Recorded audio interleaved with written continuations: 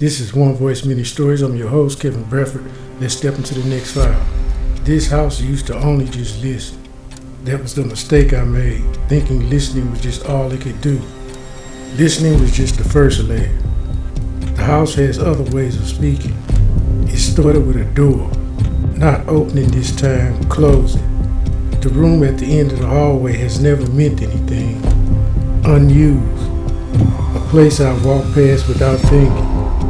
But 3 nights ago, the house decided that I wasn't allowed in there anymore. I noticed that when I came home late, the door was shut, not usual, but the air around it felt held, like the hallway was waiting for me to touch the knob. I reached for it. The moment my fingers brushed the metal, the door clicked, locked itself from the inside. I froze, not out of fear, out of recognition. The house wasn't reacting, it was intervening.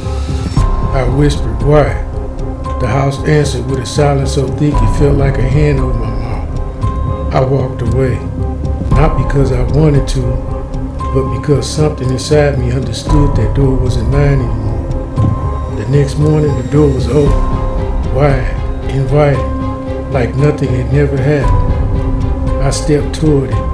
The floorboards tightened under my feet, wood shifting, weight adjusting. The house braced itself. I stopped. The house relaxed. I backed away. The house exhaled. That's when I realized the truth. The house wasn't protecting me from what was inside the room. It was protecting the room from me. I tested slowly, deliberately. I approached the door again. The air thickened. The hinges tensed. The knob twitched just enough to warn me. I stepped back, everything loosened. I spent the next day watching the room from a distance.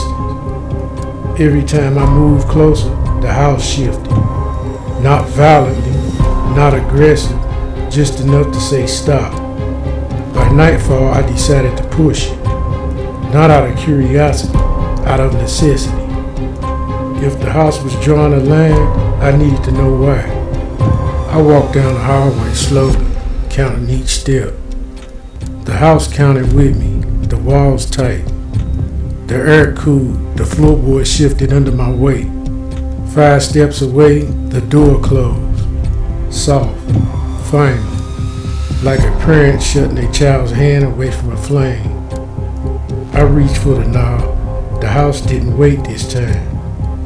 The lock snapped shut before I could touch it. I whispered, "What are you hiding?" The house answered with a sound I never heard before. A heartbeat, not mine, not human. A slow, steady thump coming from behind the door like something alive was resting on the other side. I stepped back, the heartbeat faded, the house relaxed. I stepped forward, the heartbeat returned, louder, heavier, irritated. I stepped back again, silence. It wasn't a threat, it was a warning.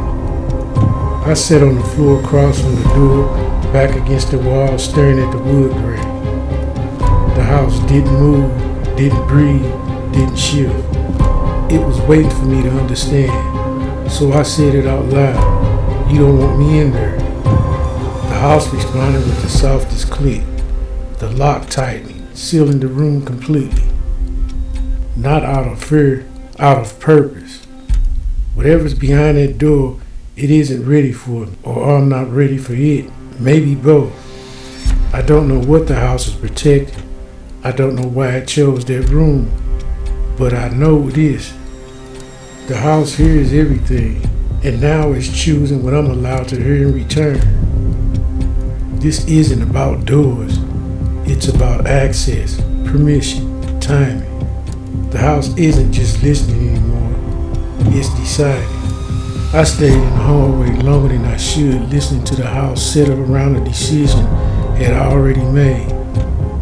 The air felt heavier, like the walls were holding something that they didn't trust me with. Every instinct in me said to walk away, but something deeper kept me there, something that felt like responsibility.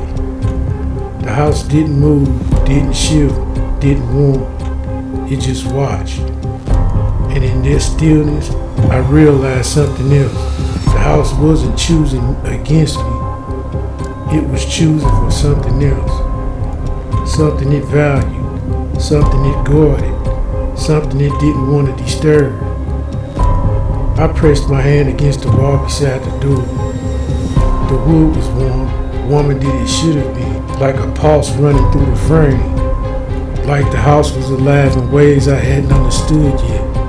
I whispered, "When you're ready, I'll be here." The warmth faded, the hallway loosened, the house accepted the answer. Whatever waits behind that door, it isn't finished, and neither am I. This is One Voice. Thank you for listening.